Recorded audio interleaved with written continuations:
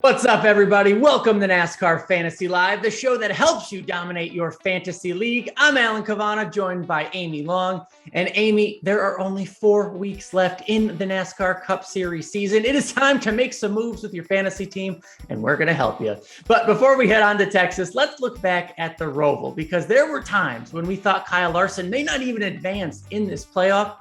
But what did he end up doing? He ended up winning the race, his third road course victory of the season. That's a NASCAR record, and I'm happy to say I had him on my fantasy team. Amy, how'd you do? He's in, he's out, he's in, he's out. Talk about emotions, Alan. The last 2 times I've used a very precious Chase Elliott start, somebody's tried to derail my fantasy team, and I'm starting to take it a little bit personally, looking at you, Kevin Harvick. All right, jokes aside, not a bad day for my team, but also not a bad day for the guy that I said to stay away from, Kyle Busch. So what I'm trying to say is my day took some turns along with those guys. All right, Alan, let's go head to head. We give you our picks, someone sure to earn you some points. The Cup Series has been to Texas this year, but that was for the All-Star race. Different rules, different stakes. So I'm looking at last year when the round of 8 was held at Texas Motor Speedway, and I'm looking to the defending champion, and that would be Kyle Busch.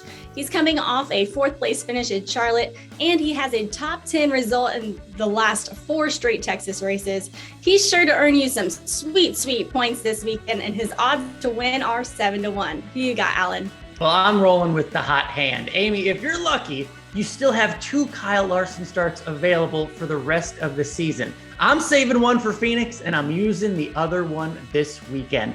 Look, Kyle Larson is the king of this type of track this season, the 550 horsepower, 1.5-mile track. He has 2 victories on that type of track. He won the All-Star race at Texas Motor Speedway. For me, this is an easy start. Kyle Larson on my team this weekend.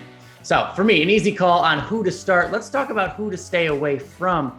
Hate to say it, but I am staying away from Joey Logano. And it's for just the opposite reasons of what Kyle Larson does. On this type of track, the 550 track, Joey Logano is the slowest among the playoff drivers still out there. Doesn't have a good record. Doesn't have good points scored this year at these types of 1.5-mile, 550 tracks. So I'm just saving my Joey Logano starts. I don't want him on my team this weekend. Amy?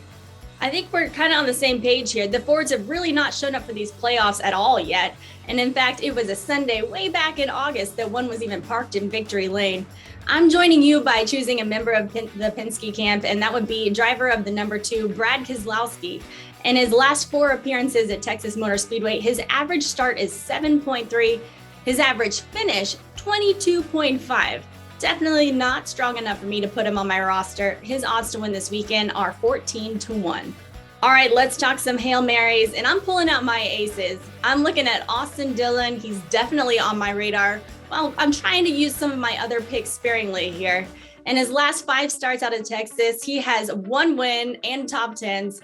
He's also only advanced from his starting position. The same can be said for his performance at other 550 horsepower tracks on the schedule, Atlanta Motor Speedway. So keep an eye on the number 3 this weekend. His odds to win are 50-1. I like that Hail Mary pick, so much so I'm going with his teammate, Tyler Reddick. Tyler Reddick coming off a 2nd place finish last week at the Roval. That's just good momentum. Obviously, Texas isn't anything like the Roval road course. But when you look at it, at these 550-mile-and-a-half tracks, Tyler Reddick is actually 10th in points scored this year. That's pretty good. This game is all about points, points, points. If you got to dig deep for a start, Tyler Reddick may be a good way to go.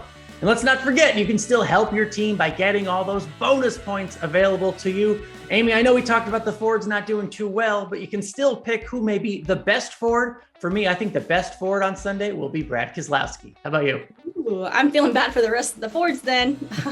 All right, I'm looking at Chevrolet as my overall manufacturer for that one. All right, the race for the NASCAR Cup Series champion is down to 8. And we want to see who you've got starting in your lineups this weekend. Make sure to tweet us using the hashtag FantasyLive and set those lineups before the green flag drops. Yes, and tune in to the Texas playoff race this Sunday, 2 p.m. on NBC. Good luck with your fantasy teams. We'll see you next week.